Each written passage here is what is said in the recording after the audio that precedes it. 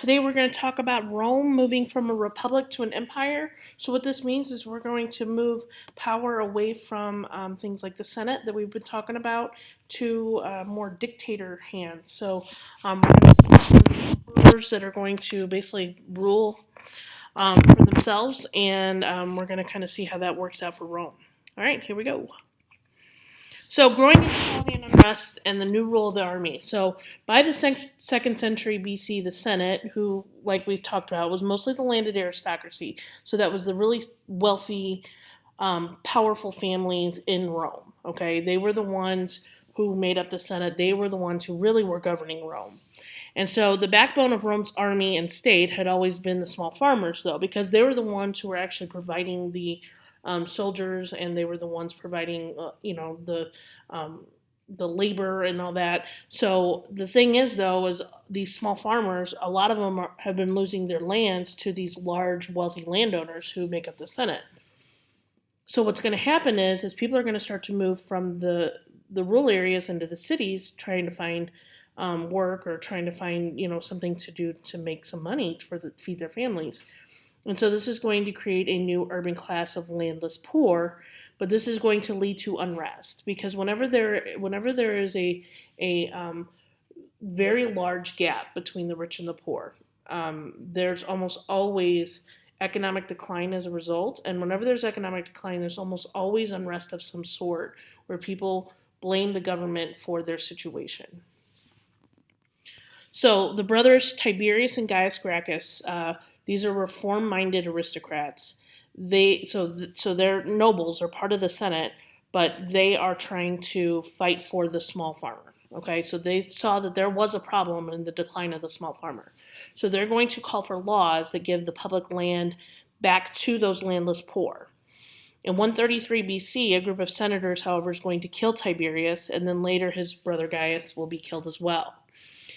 So a change in the army is going to make things worse. So in the first century BC, a general named Marius is going to start to recruit soldiers from the landless poor that I was talking about. And he's basically going to say, if we win, I'm going to give you land as long as you fight for me. And typically, these small landowning farmers made up their army anyway, and so their loyalty was to the state.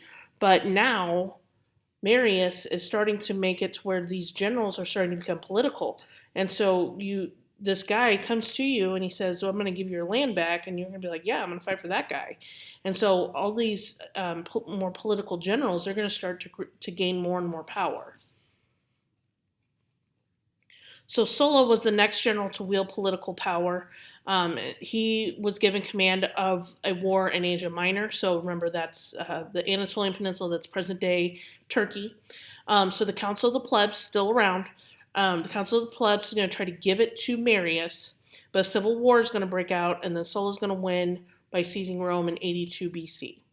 And then, in an effort to restore traditional Roman Republic, he's going to restore power to the Senate. So he's going to take that power and try to give it back to the Senate, and then take away powers of the popular assemblies like the Council of the Plebs. And so seizing power militarily will be repeated by many, and the Senate is going to continue to try to use the army as a way to maintain their power. So from 82 to 31 BC, there's going to be a series of civil wars that beset Rome. So three men, Crassus, Pompey, and Julius Caesar, will emerge victorious. So Crassus was very wealthy. The other two were just military commanders, okay, and they were heroes. But what's going to happen is those three are going to combine their power to form the first triumvirate in 60 BC.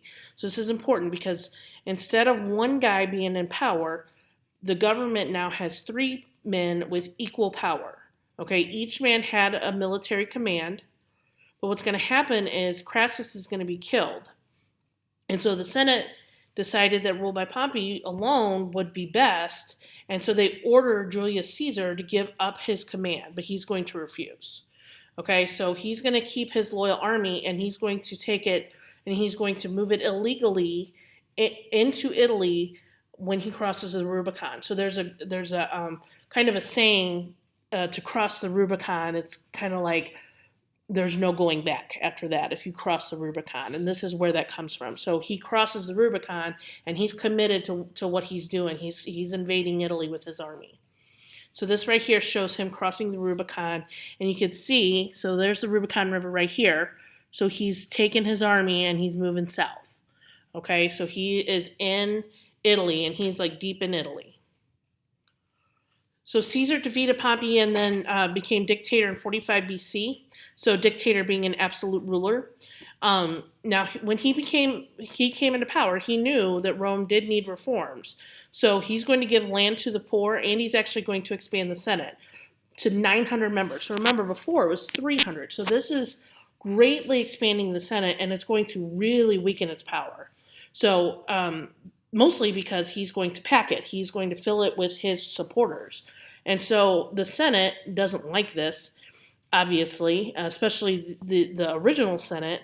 So these 300 senators get upset, and a group of them are going to assassinate Caesar in the Senate by stabbing him in 44 BC. And this is what this picture here is depicting. Okay, so Octavian, Antony, and Lepidus are going to form the second triumvirate after Caesar's death. Octavian and Antony basically divided the Roman world. So Octavian took the west, and then Antony took the east. But there was a lot of conflict between them. Antony allied and then fell in love with Egypt's queen Cleopatra VII, who was also kind of an ex-girlfriend of Julius Caesar. But Octavian will eventually defeat them at the Battle of Actium in 31 BC. Both of them will flee to Egypt, and then they will commit suicide in Egypt a year later. But the civil wars and the Roman Republic will end there, and a new period of Roman history known as the Age of Augustus will begin in 31 BC. So now we're going to see an emperor instead of a republic. So no more Senate, it's going to be an emperor. Okay, so 27 BC, Octavian proclaimed the restoration of the Republic, but there is a Senate, but it's not powerful at all. It has no bearing on anything. So he's going to give a little bit of power to the Senate, and then he will really become Rome's first emperor. So the Senate will award him the title of Augustus. So his real name being Octavian, but he's known as Augustus because that means the revered one. He is also given the title of Imperator, or Commander-in-Chief, and this is where we get the name Emperor from. And so the army obviously is his chief source of power, considering he was a general anyway. But the army is made up of 28 legions of about 5,000 troops each. I'm going to show you a picture of what those look like in a moment. But there's others that are like auxiliary forces. So there's about 130,000 troops there. And then he also created the Praetorian Guard. There's about 9,000 troops in that one that was their job was to protect the emperor. So it's kind of like the Secret Service like we have with the president today. So Augustus is going to stabilize Rome's frontiers and conquer new areas. And then German warriors are going to wipe out 3 Roman legions up in Central Europe. And then Augustus, obviously, he's going to learn from that. His power is limited. He can't just go conquer the world. There are other people who are just as powerful and who are willing to fight for their land. And so he's going to have to be smart about that. So this right here shows a Roman legion. Okay, so you can see how they were stacked up, and they were kind of spread apart. But they moved as one big unit. Okay, and so what they would do is they would move in a way that would kind of surround the enemy and then get them to surrender. But they were stacked up like this in order to protect them, to keep the deaths as low as possible. So the early empire, so from AD 14 to 180, so we're now finally into the positive years. After Augustus, the emperor was allowed to pick his successor from his family, and this could be somebody who is adopted or natural. So the first 4 emperors after Augustus were from his family. So Tiberius is going to follow him, then Caligula, then Claudius, and then Nero. But under them, the emperor gained more power and became much, much more corrupt. So Nero especially, this right here is Nero, a bust of his head, and this is kind of an artist rendering of what he probably looked like if he was actually here. But Nero had anyone he wanted out of his way just killed. He would just kill them, including his own mother. The Senate couldn't oppose him because they didn't have an army anyway. And like I said, the Senate had no power by this point.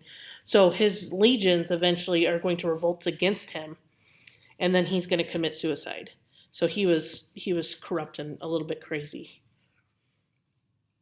But in the 2nd century, so after Nero, we're going to see a series of 5 good emperors that are going to lead Rome. So Nerva, Trajan, Hadrian, Antoninus Pius, and then Marcus Aurelius. And they're going to create a time of peace known as the Pax Romana. Okay, so it just means Roman peace. And it lasts for about 100 years. So there's that 100 years that's kind of the golden age of the Roman Empire. So they did things like they stopped arbitrary executions. They respected the ruling class and maintained peace. They also gave a little more power to the Senate. The officials appointed and directed by the emperor actually ran the government, but they were part of the Senate. But they also adopted capable men into their families as successors. So what happened was like if you knew somebody who you thought was going to be good at being an emperor, but he wasn't your son, you just adopt him, and then they could take power.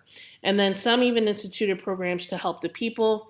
So they helped the poor to educate their children. They even oversaw building projects. So this is when we see like the Roman aqueducts, the bridges, the roads, and all those things.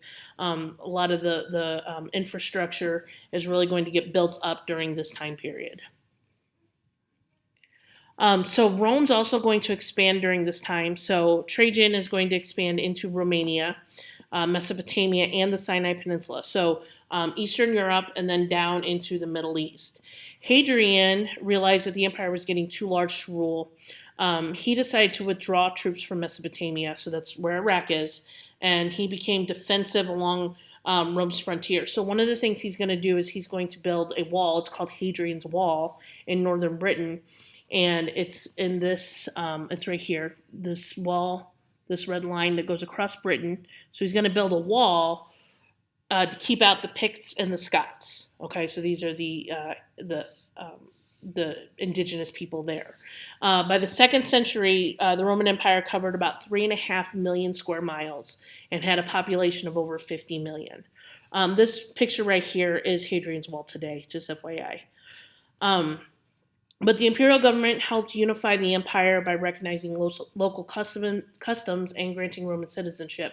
So what that means is they allowed the people to maintain what they believed in, their customs and everything, and they even gave them citizenship. So they felt like they were a part of the empire. And so in 212, Caracalla gave Roman citizenship to all free people. It doesn't matter if you were wealthy, if you owned land, anything. If you were free, you were a citizen. So cities helped to spread Roman culture, law, and then the Latin language in the West, and then the Greek in the East. So the mixture of the Greek and the Roman is going to be known as Greco-Roman civilization. So the early empire was very prosperous. This 100 years of peace really helped to grow trade too. This even included silk goods from China. So they were trading all over. They were using the Silk Road to trade with China. And there was all kinds of really good things going on in Rome at this time. But farming, for the most part, remained the basis of Rome's prosperity. And they had these large landed estates known as latifundia that dominated farming. Mostly slaves on these lands raised sheep and cattle. And then most small farmers depended on the wealthy to, usually what they would do is they would they would buy the land from them, or they would rent the land for them and then grow crops on it and then pay with crops and things like that. But many poor lived in the cities and kind of depended on handouts of grain from the emperor to survive. So there was this idea of bread and circuses. Okay, so the government would give the poor bread and then entertain them with circuses like the gladiator games and things like that, and that would keep the people from uprising. Okay, so it would keep the poor from deciding that they don't like their situation. All right, and that's it. That's all I got for you guys today. Don't forget to do your homework. So it's the process or 10 test questions. Be sure you highlight your correct answers and make sure you do that on all 10 questions. All right, have a good day.